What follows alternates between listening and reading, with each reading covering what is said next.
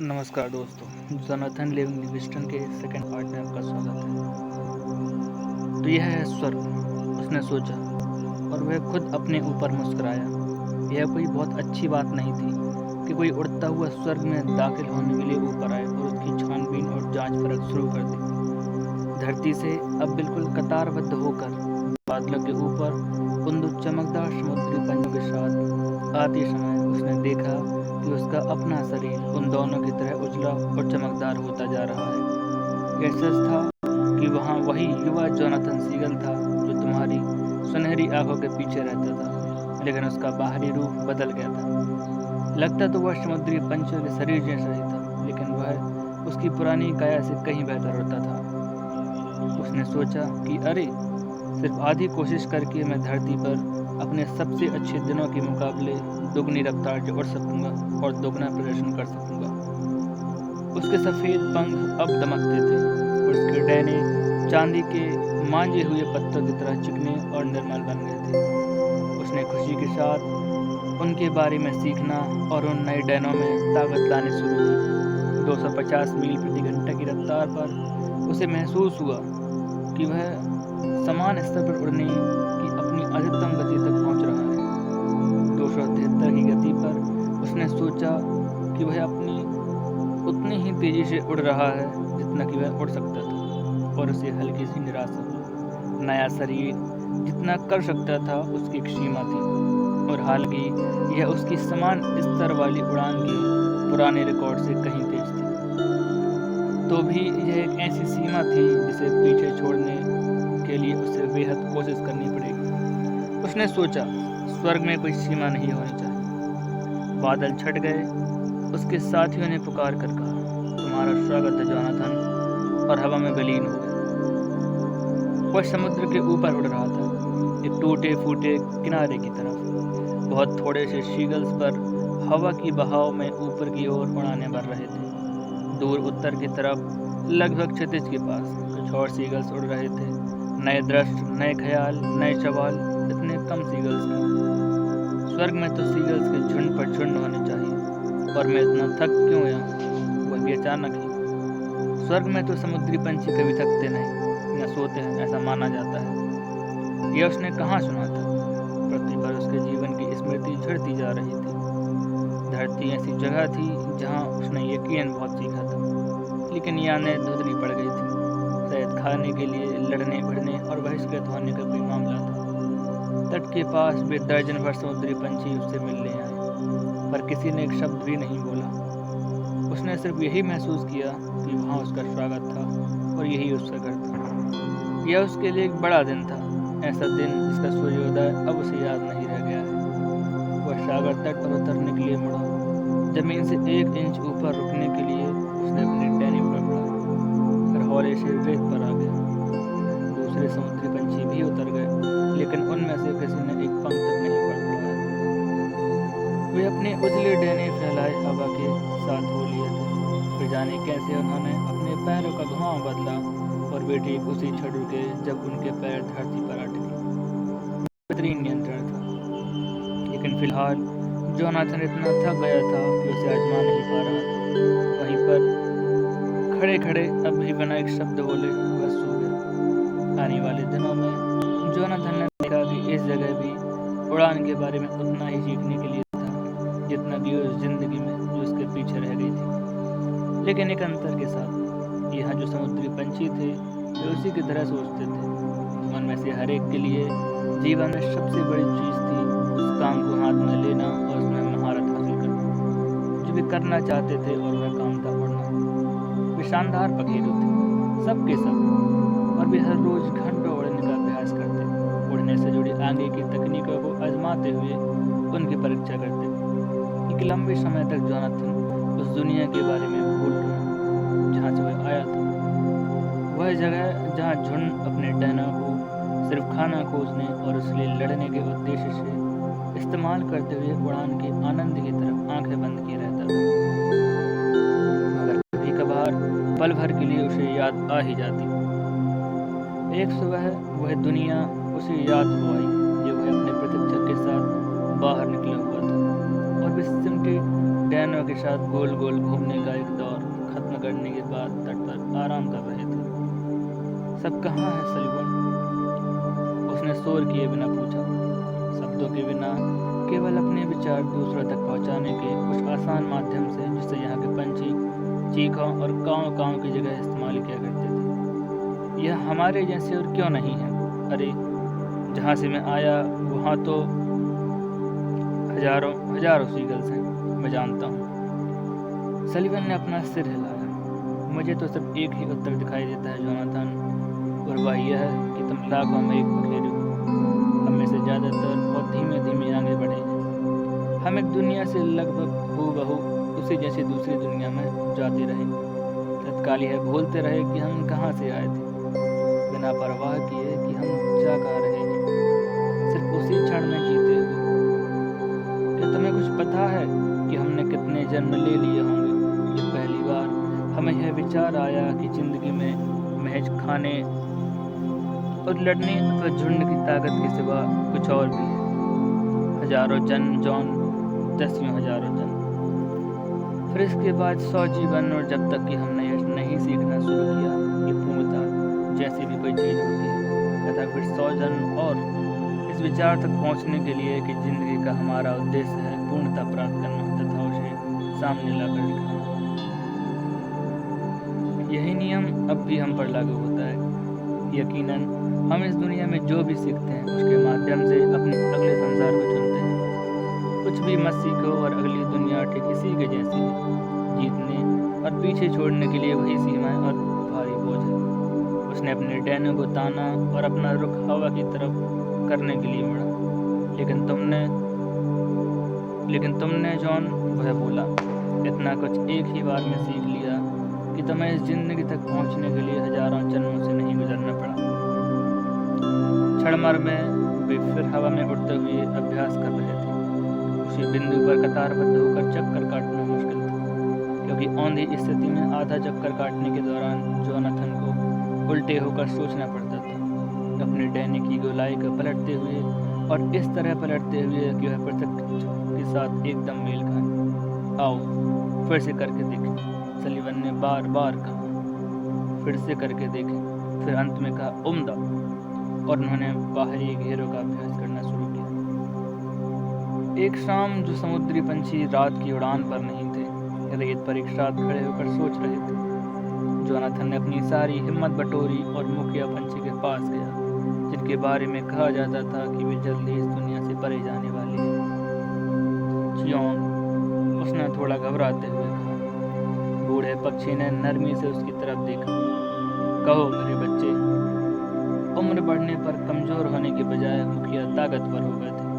वे झुंड में किसी भी पखेरु को पीछे छोड़ सकते थे, और उन्होंने ऐसे कौशल सीख लिए थे जिनके बारे में दूसरों को अभी धीरे धीरे पता ही चल रहा था। चियोंग, यहाँ स्वर्ग तो नहीं है ना? चांदनी ने मुखिया मुस्कुराई। तुम दोबारा सीख रहे हो जोनाथन सीगल, उन्होंने कहा। खैर, इसके बाद फिर क्या होता है? हम कहाँ जा रहे हैं? क्या स्वर्ग जैसी कोई चीज़ नहीं है? नहीं जोनाथन, ऐसी कोई जगह नहीं है। स्वर्ग कोई जगह नहीं है और वह कोई समय नहीं है। स्वर्ग है पूर्ण वर्ण। वे पल भर खामोश रहे। तुम बहुत तेज उड़ते हो ना? मुझे रफ्तार में मजा आता है, जोनाथन ने कहा, चकित होकर मगर गर्व के साथ कि मुखिया का ध्यान उस पर गया था। जिस क्षण तुम सर्वोत्तम गति को छू लोगे जोनाथन, तुम स्वर्ग को छूना शुरू कर दोगे, और यह 1000 मील प्रति घंटा या लाख मील प्रति घंटा अतः प्रकाश की गति से तेज उड़ने के बराबर नहीं है। वे कोई भी संख्या की सीमा है, और पूर्णता की सीमा नहीं होती। संपूर्ण गति मेरे बच्चे वहाँ पहुँचना है। बिना किसी चेतावनी के चियोंग गायब हो गए और 50 फीट दूर पानी के छोर पर नजर आए, बस पलक झपकते। फिर वे दोबारा गायब हो गए और उसी पल के 1000वें हिस्से में जोनाथन के कंधे के पास आ खड़े हुए। बड़ी मजेदार चीज है, उन्होंने कहा। जोनाथन चकित रह गया था। वह स्वर्ग के बारे में पूछना भूल गया था। यह आप कैसे करते हैं? इसमें लगता कैसे है? कितनी दूर जा सकते हैं आप?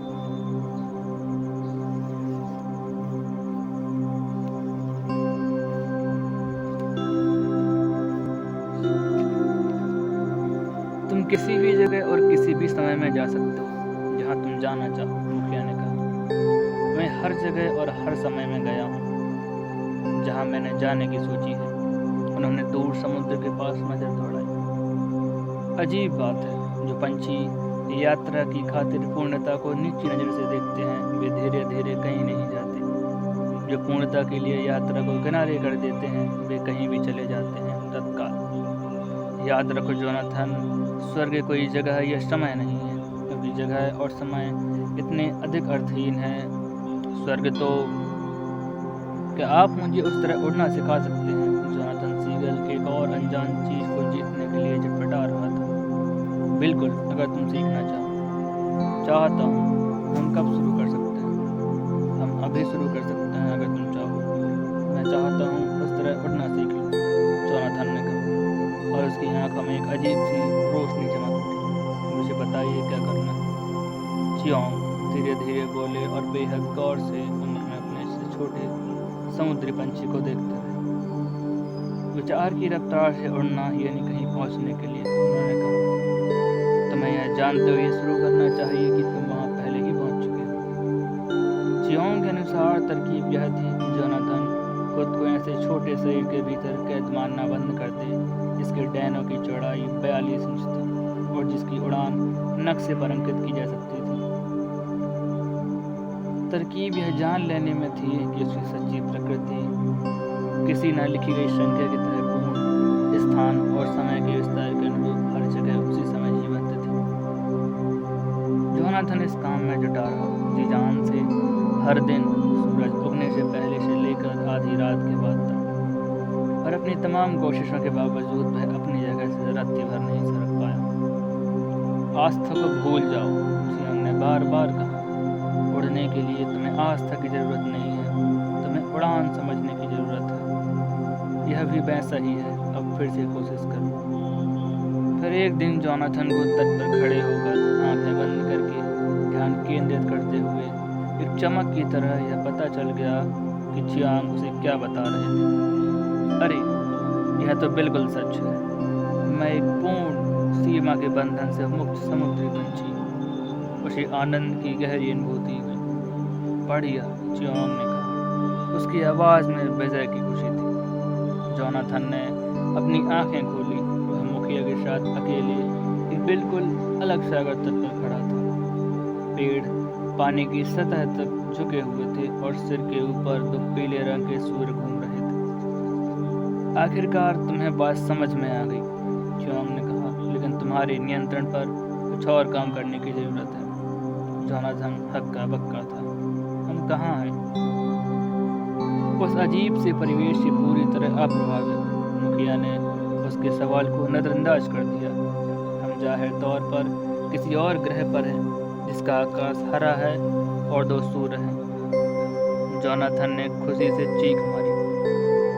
धरती को छोड़ने के बाद से यह पहली आवाज थी जो उसके मुख से निकली थी। यह तरीका तो काम करता है। अरे यकीनन काम करता है जॉन, चियोंग ने कहा। जब तुम्हें पता हो कि तुम क्या कर रहे हो तो वह हमेशा काम करता है। अब रहा सवाल तुम्हारे नियंत्रण का। जब तक वे लौटे अंधेरा हो चुका था। दूसरे सीगल्स ने अपनी सुनहरी आंखों में विस्मय के साथ जोनाथन को देखा, क्योंकि उन्होंने उसे उस जगह से गायब होते देखा था जहां वह इतने दिनों तक टिका रहा था। उसने उनकी बधाई बस मिनट भर से भी कम स्वीकार की। मैं यहाँ नया आया हूँ। मैं अभी शुरू कर रहा हूँ। मुझे आपसे सीखना है। मैं इसी के बारे में सोचता हूँ जॉन, सलीवन ने पास खड़े कहा। मैं 10,000 साल से देखता आ रहा हूँ। तुम्हारे अंदर सीखने को लेकर किसी भी समुद्री पंछी के मुकाबले डर कम है। झुंड में खामोशी छा गई और जोनाथन छेंप कर कसमसाने लगा। अगर तुम चाहो तो हर समय को लेकर काम करना शुरू कर सकते हैं, चियोंग ने कहा। जब तुम अतीत और भविष्य से उबरना नहीं सीख जाते और फिर तुम सबसे मुश्किल, सबसे ताकतवर और सबसे ज़्यादा मज़ेदार पहलू को शुरू करने के लिए तैयार हो जाओगे। तुम ऊपर बढ़ने और दया एवं प्रेम का मतलब समझने के लिए तैयार हो जाओगे। 1 महीना बीत गया, या कुछ ऐसा जो महीने जैसा लगा। और जोनाथन बहुत तेजी से सीखता रहा। वह आम अनुभवों से बहुत जल्दी सीख लिया करता था और अब खुदमुखिया का विशेष शिष्य बनकर वह नए विचारों को इस तरह ग्रहण करता जैसे कोई पंखों और डैनों वाला चुस्त दुरुस्त कंप्यूटर हो। लेकिन फिर वह दिन आया जब चियोंग गायब हो गए। वे बड़ी शांति से उन सबसे बात कर रहे थे, उन पर जोर दे रहे थे कि उन्हें कभी सीखना और अभ्यास करना तथा संपूर्ण जीवन के पूर्ण अदृश्य सिद्धांत को समझने की कोशिश करना बंद नहीं करना चाहिए। फिर बोलने के दौरान ही उनके पंख उज्ज्वल से उज्ज्वल होते चले गए और अंत में इतने चमकदार हो गए कि किसी समुद्री पंछी की नजरें उन पर टिक नहीं पा रही थी। जोनाथन, उन्होंने कहा, और ये आखिरी शब्द थे जो उन्होंने कहे, प्रेम पर काम करते रहना। जब वे दोबारा देखने लायक हुए तो चियांग जा चुके थे। जैसे जैसे दिन बीते जोनाथन ने पाया कि वह कभी कभार उस दुनिया के बारे में सोचने लगा था जहाँ से वह आया था। अगर वहाँ उसे इतना सिर्फ 10वां, सिर्फ 100वां हिस्सा मालूम होता जो यह यहाँ जानता था, तो जीवन कितना अधिक अर्थपूर्ण हो गया होता। उसने रेत पर खड़े होकर सोचा कि क्या वहाँ पीछे कोई समुद्री पंछी होगा जो अपनी सीमाओं से छूटकर बाहर आने के लिए संघर्ष कर रहा हो, जो यह देखने की कोशिश कर रहा हो कि उड़ने का मतलब महज किसी नाव से रोटी का टुकड़ा पाने के लिए यात्रा करने से जाता है। शायद कोई ऐसा भी हो जिसे झुंड के सामने सच बोलने के लिए झुंड से निकाल भी दिया गया हो। और यह हुआ कि जितना अधिक जोनाथन दया का सबक सीखने का अभ्यास करता, जितना अधिक वह प्रेम के स्वभाव को जानने का प्रयास करता, उतना ही अधिक उसके अंदर पृथ्वी पर वापस जाने की इच्छा बढ़ती जाती। क्योंकि अपने अतीत में जोनाथन सीगल चाहे कितना अकेला रहा था, वह एक प्रशिक्षक, एक गुरु बनने के लिए पैदा हुआ था। वो प्रेम को प्रकट करने का उसका अपना तरीका सिर्फ एक था। जो सत्य उसने देखा था उसका कुछ हिस्सा उस सीगल को दे, जो खुद सत्य को देखने का सिर्फ एक मौका चाहता हो। सलीवन ने जो अब तक विचार की गति उड़ान में माहिर हो चुका था और दूसरों को सीखने में मदद कर रहा था, संदेह प्रकट किया था। जॉन, तुम्हें एक बार झुंड से निकाल दिया गया था। तुम्हें क्यों लगता है कि तुम्हारे पुराने समय के सीगल अब तुम्हारी बात सुने? तुम्हें कहावत तो मालूम ही है और वह सच भी है, जो सीगल जितना ऊंचा उड़ता है उतनी दूर तक देख सकता है। जहाँ से तुम आए थे वहाँ के सीगल जमीन पर उड़ते हैं, चीखते चिल्लाते और आपस में लड़ते। वे स्वर्ग से हजारों मील दूर हैं और तुम कहते हो कि जहाँ भी खड़े हैं वहीं से तुम उन्हें स्वर्ग दिखाओगे। जॉन, वे तो अपने डैनों के छोर तक नहीं देख सकते। यहीं रहो, यहीं नए सीगल्स की मदद करो जो इतना ऊंचे पहुंच गए हैं कि जो तुम उन्हें बताना चाहते हो वे उसे देख सकते हैं। वह पल भर खामोश रहा और फिर उसने कहा, क्या होता अगर चियांग अपने पुराने संसार में लौट गए होते? कहाँ होते तुम आज? आखिरी बात ही असरदार थी और सलीवन सही था। जो समुद्री पंछी जितना ऊंचा उड़ता है उतनी देर तक देख सकता है। जोनाथन वहीं रुककर नए नए आने वाली पंछियों के साथ काम करता रहा, जो सब के सब अपने सबक सीखने में होशियार और तेज थे। लेकिन वह पुरानी भावना फिर लौट आई और वह सोचे बिना रह नहीं सका कि पीछे पृथ्वी पर 1 या 2 समुद्री पंछी ऐसे भी हो सकते हैं जो सीखने के योग्य हों। अब तक वह कितना कुछ सीख गया होता अगर चियांग उस दिन उसे मिल गए होते जिस दिन उसे झुंड से निकाल दिया गया था। सली, मुझे वापस जाना ही होगा, उसने आखिरकार कहा।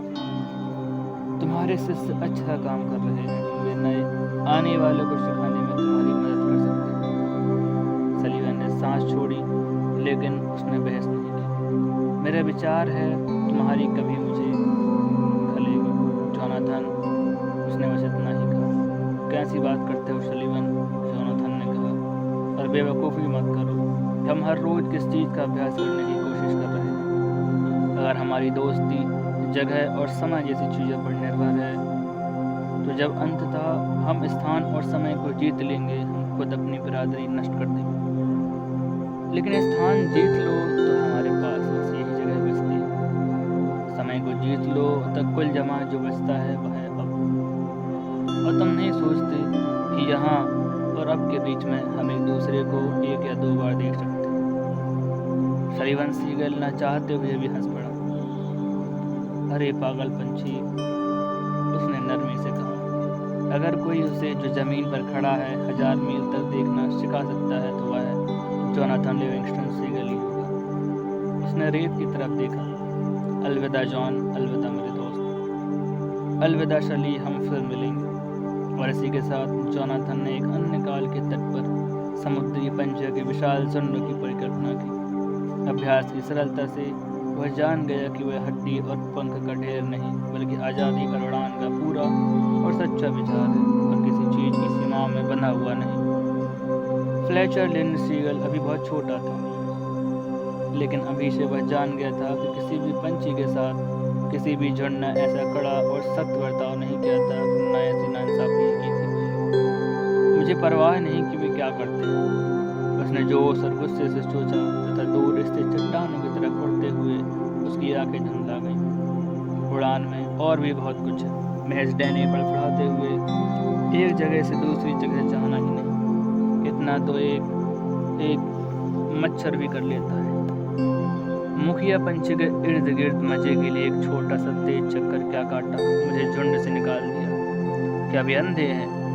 क्या वे उस आन वान शान के बारे में नहीं सोच पाते जो उस समय होगी जब हम सचमुच उड़ना सीख जाएंगे? मुझे परवाह नहीं है कि वे क्या सोचते हैं। मैं उन्हें दिखाऊंगा कि उड़ना किसे कहते हैं। अगर वे ऐसा ही चाहते हैं तो मैं पूरी तरह नियम तोड़ने लगूंगा, और मैं उन्हें इतना दुखी करूंगा।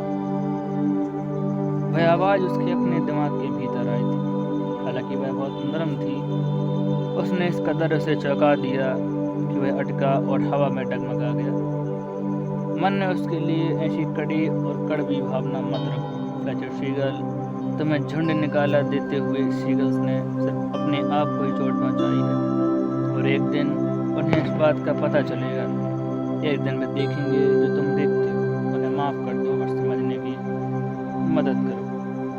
उसके दाएं डैने के छोर से 1 इंच के फासले पर दुनिया का सबसे उज्जवल सफेद समुद्री पंछी उड़ रहा था।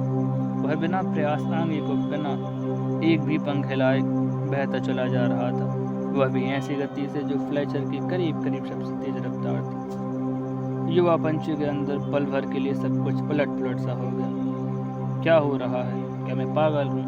क्या मैं मर गया हूँ? ये सब है क्या? धीमी और शांत वह आवाज़ उसके सवालों के भीतर उत्तर की मांग करती हुई जारी रही। फ्लेचर लिंड सीगल, क्या तुम उड़ना चाहते हो? हाँ, मैं उड़ना चाहता हूँ। फ्लेचर लिंड सीगल, क्या तुम्हारे अंदर उड़ने की इतनी इच्छा है कि तुम झुंड को माफ़ कर दोगे और सीखोगे, और एक दिन तुम वापस उनके पास जाकर उन्हें जाने में मदद करोगे? इस शानदार और कुशल प्राणी से झूठ बोलने का कोई तरीका नहीं था। भले ही फ्लेचर सीगल गर्वीला और बुरी तरह आहत पक्षी था। मैं करूँगा, फ्लेचर ने आहिस्ता से कहा। तो फिर आओ फ्लेचर, हम चमकदार प्राणी ने उससे कहा, और वह आवाज़ बहुत नरम थी। आओ हम सपाट उड़ान से शुरू करें।